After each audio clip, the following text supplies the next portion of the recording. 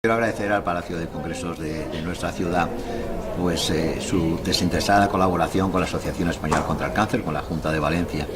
en la realización de estos eventos en los que pues, efectivamente hemos podido pues, presentar algunas de nuestras actividades sobre nuestras carreras del circuito del cáncer, con la Feria del Corredor y con la presentación del circuito para el año 2018. Es muy importante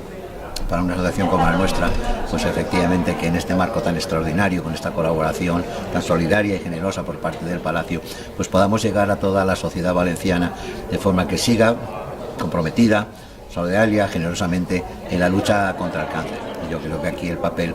del Palacio de Congresos, de todo su personal, de sus instalaciones tan extraordinarias, pues es de verdad que han ayudado de verdad a luchar contra el cáncer, es ayudar efectivamente a los enfermos de cáncer y a sus familias. Muchas gracias en nombre de todos.